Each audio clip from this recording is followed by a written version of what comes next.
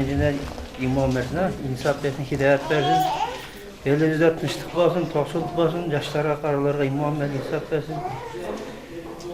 Dinmeyen yaşayan Allah Teala bardızga mümkünlük versin. Uşul bergen eksan sadaqalarda Allah subhanahu taala özü kabul kılsın. Болгонуна сиздерди келип отурганыңыздарга себепкер болгон биздин Кадамжай коомуна өкүлдөрүнө сөздү берсек, Кадамжай коому жөнүндө кыскача айтып кетсем, булар аябай жакшы, көп ушундай кайрымдуулук иштерди алып барышып атат. Эл оозундасыздар, сиздерге чоң өзүмдүн атымдан жана аймактын элинин атынан терең ыраазычылык билдирем. Анда меселе сөз Канатбек Сайтманович сизге. Assalamualaikum, урматтуу аталар, эжелер, карындаштар, ыкалар. Биринчиден мына улуу Рамазан айында, айлардын султаны болгон улуу Рамазан айында сиздер менен жолукканыбызга өтө кубанычтабыз. Туткан орозоңуздар кабыл болсун. Алдыңыздарда ушул орозо айында кандай ниет, максат койгон болсоңуздар, Аллах ошону сиздерге берсин. Үй бүлөңүздөргө мен бакубатчылык каалаймын, тынчтык, аманчылык каалаймын. Анан дагы айта кете турган нерсе, биздин Кадамжай коому официалдуу түрдө өз ишин кайра жандандырып, 2017 жылы Юстиция министрлигинен кайра каттоодон өтүп өз ишин жандандырган.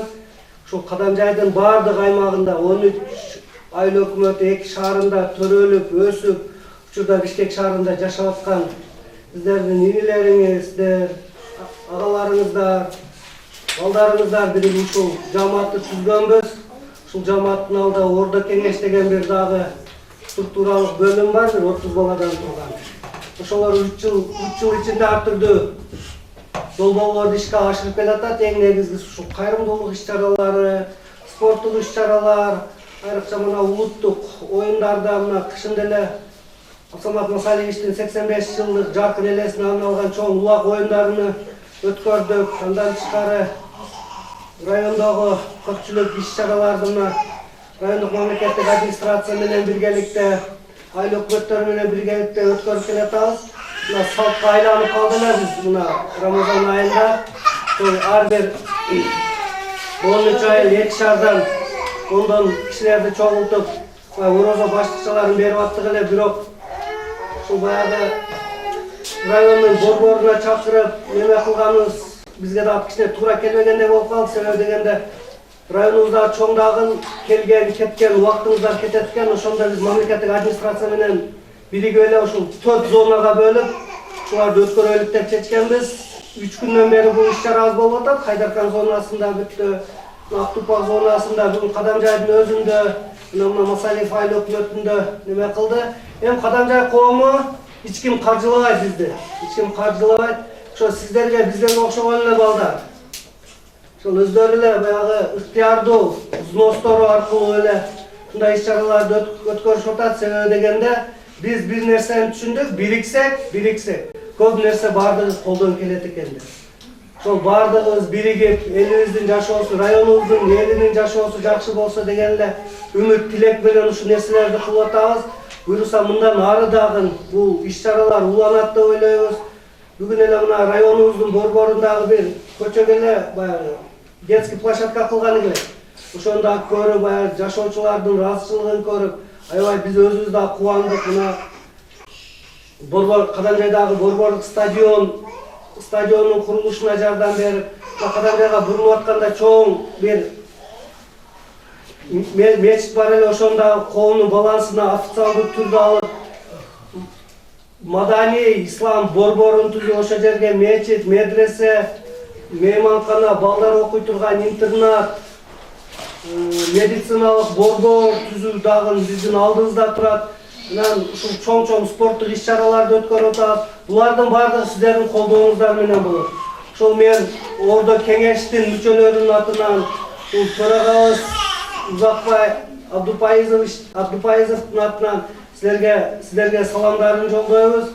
Эми ысыктын күнүндө, орозонун күнүндө кичине күттүрүп коюп, алыс жактан келгениңиздер үчүн мен кечирим сурайбыз. Эми мүмкүнчүлүк болсо үйүңүздөргө да барсак болот эле, бирок убакыттар болуп калды. Себеби дегенде 150дөн ашуун адамга ушундай иш-чара өткөрүлүп атат дагы. Мына бүгүн кечинде мына администрация менен биригип баягы батыр энелерибиз үчүн ооз ачарлык кылып анан эл шайлар, шайын апалар үчүн дагы республикада бир жеңүүчү орунду алып келишкен экен.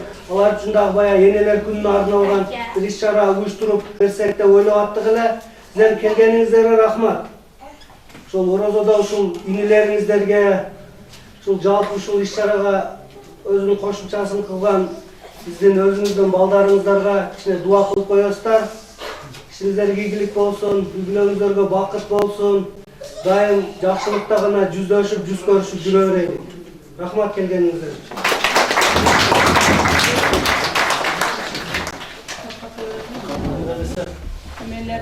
Бүт сөздөрдү айтпайсыңыздар, ошентип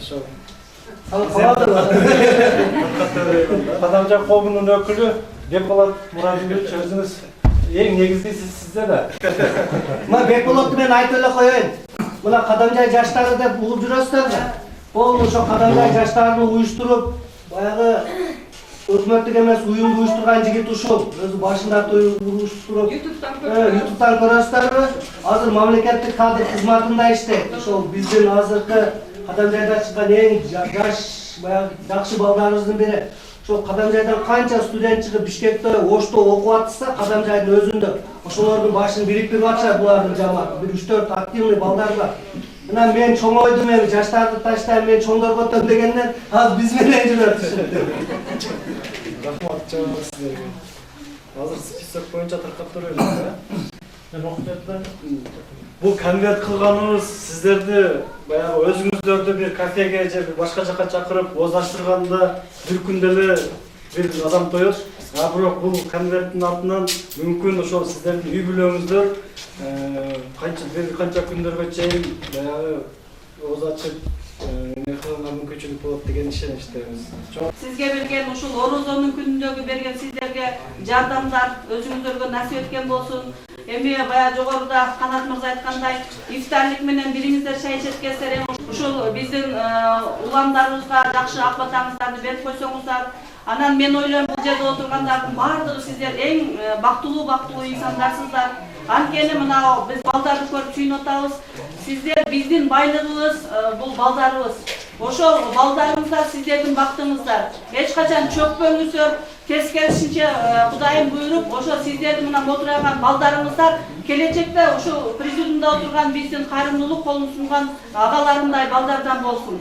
Ошо сиздер балдарыңыздарга канчалык инвестиция тартсаңыздар, эртең ошол балдар сиздерди карыганда озур көрүп, сый-урмат көргөзө турган балдардан болсун.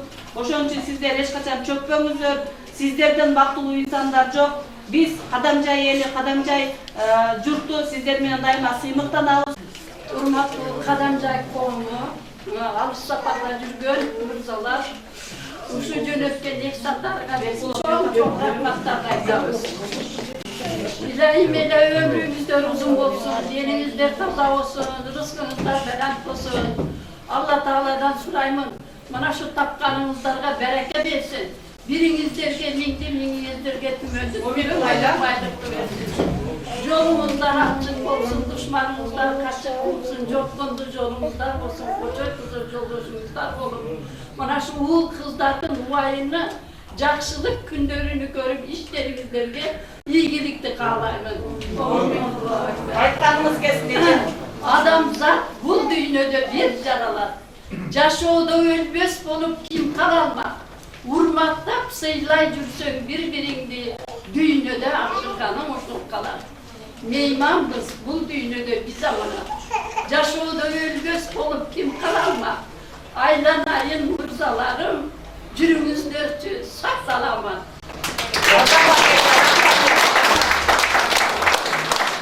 Калайын атынан чоң рахматтарыңызды айтабыз. Onda mesela aramızda, mesela 7 alanımızda, orada